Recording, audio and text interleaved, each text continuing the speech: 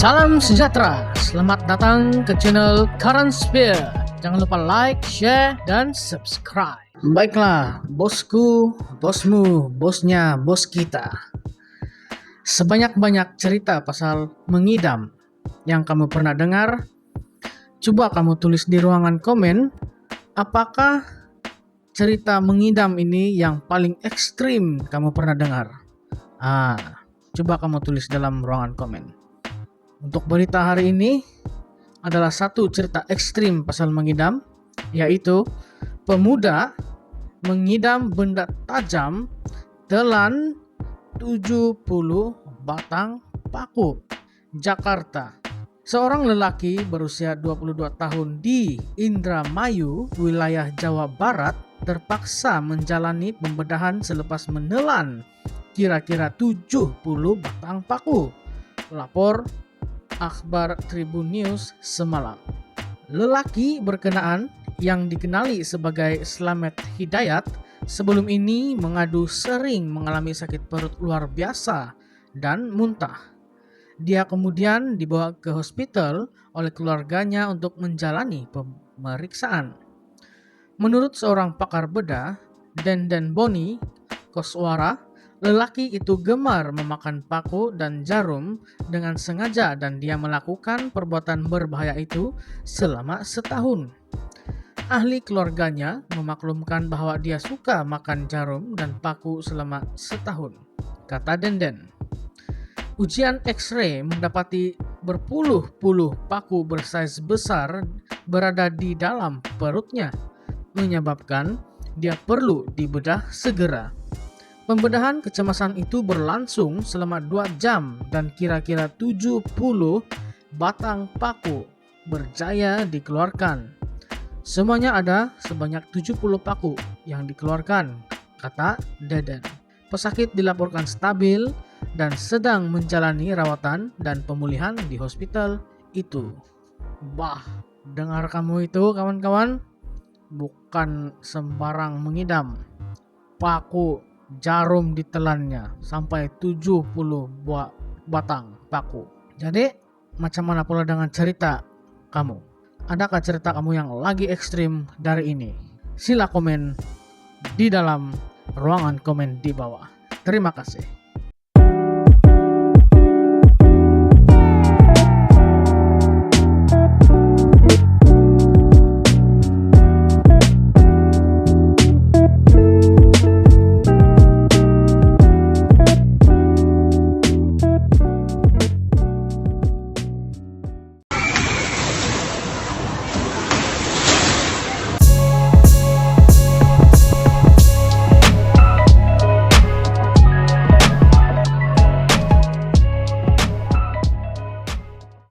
Empat lelaki bertopeng samun kedai emas di Kajang. Polis memburu 4 lelaki yang dipercayai terlibat dalam kejadian samun menggunakan senjata api membabitkan sebuah kedai emas di pusat beli belah di Kajang dekat sini petang tadi. Timbalan Ketua Polis Daerah Kajang, Superintenden Muhammad Nasir Draman berkata siasatan awal mendapati suspek yang memakai topeng dan berpakaian seperti pengawal keselamatan serta bersarung tangan masuk ke premis itu yang terletak di tingkat 1 pada 3.17 petang.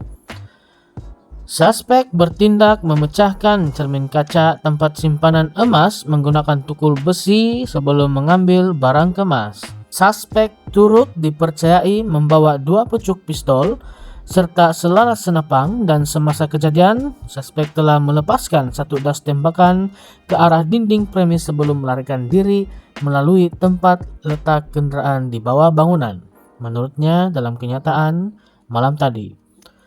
Beliau berkata jumlah kerugian masih disiasat dan pihaknya sedang meneliti rekaman kamera litar tertutup selain mengambil keterangan saksi untuk siasatan selanjutnya di bawah Section 3 Akta Senjata Api 1971. Muhammad Nasir juga berkata orang ramai yang mempunyai maklumat boleh menghubungi Balai Polis Berhampiran atau pegawai penyiasat yaitu ASP Muhammad Afiq Farhan Muhammad Nur di talian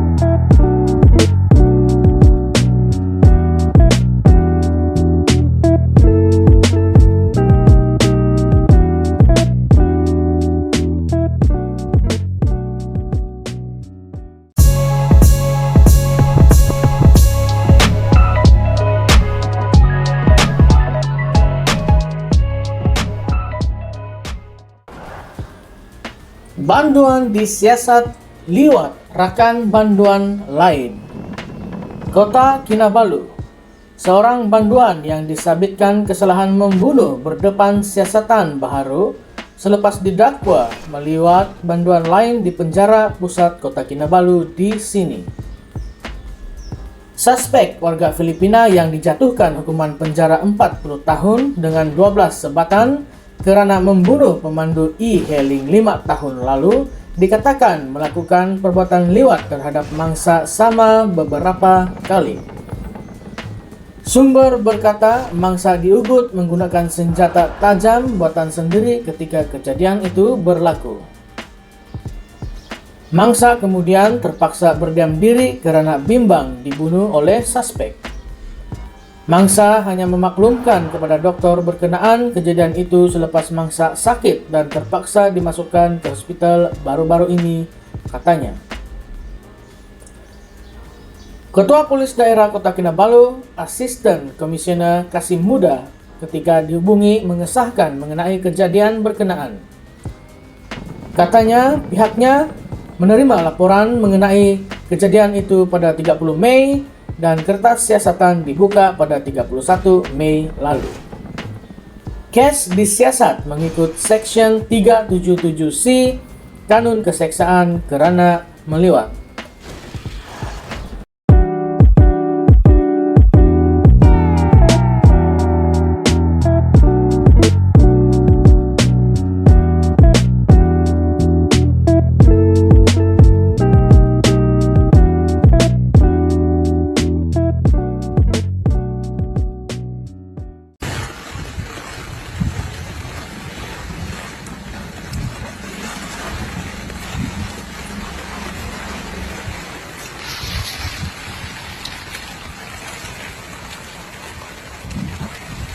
Woi, turun tingkap kau.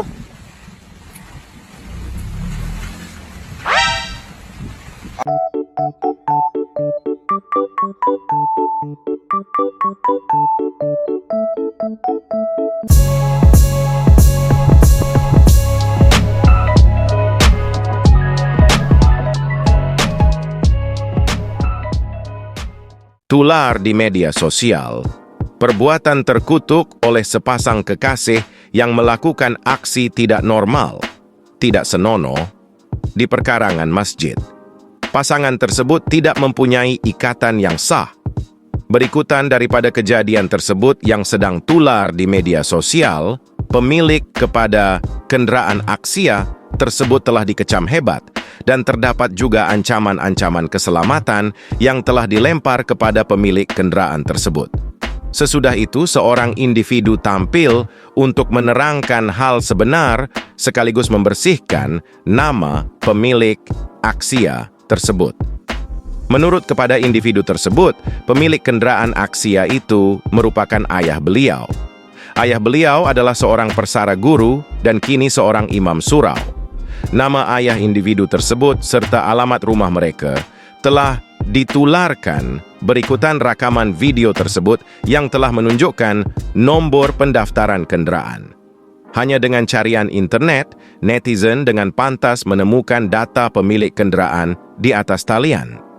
Difahamkan kenderaan tersebut telah digunakan oleh adik bongsu beliau yang telah meminjamkan kepada rakannya dengan alasan menghantar kawan mereka ke klinik. Pada waktu tersebut, adik bongsu beliau berada di perpustakaan dan tidak ada kena-mengena dengan kejadian yang tular itu. Individu ini turut menjelaskan bahawa kereta Axia itu direhatkan beberapa minggu kerana banyak ancaman-ancaman yang telah dibuat oleh orang ramai yang masih belum tahu akan kejadian sebenarnya. Pihak Masjid Gombak Utara juga telah memuat naik satu postingan berkenaan perkara ini. Dalam postingan tersebut, perkara ini telah diselesaikan dengan baik, dengan pelaku sebenar telah datang dan meminta maaf atas kesilapannya, itu yang dikatakan termakan bisikan syaitan. Semua pihak yang telah menularkan video mentah tersebut agar menurunkannya agar fitnah terhadap keluarga yang tidak bersalah berlarutan.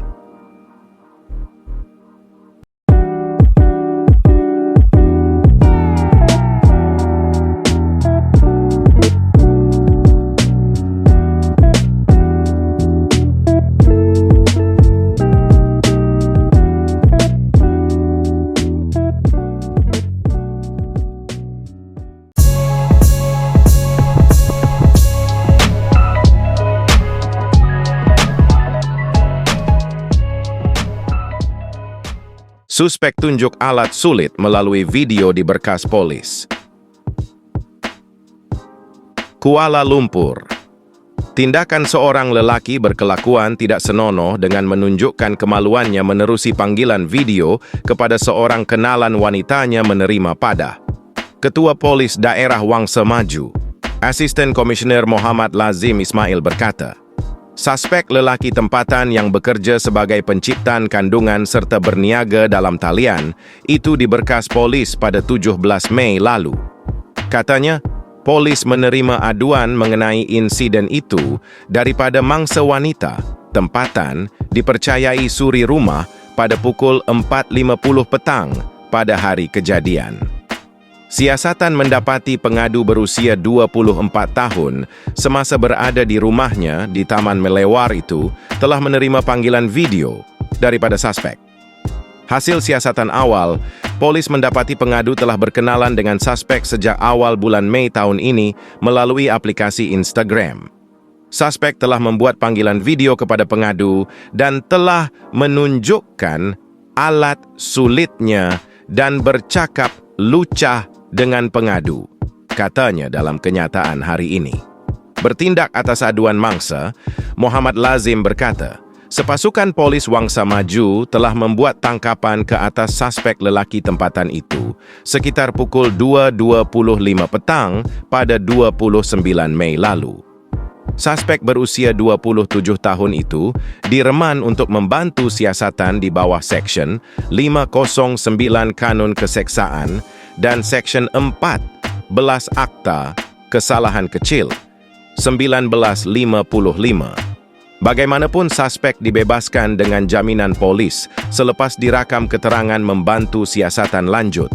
Ujarnya, kertas siasatan akan dilengkapkan dan dirujuk kepada Timbalan Pendakwa Raya untuk arahan lanjut.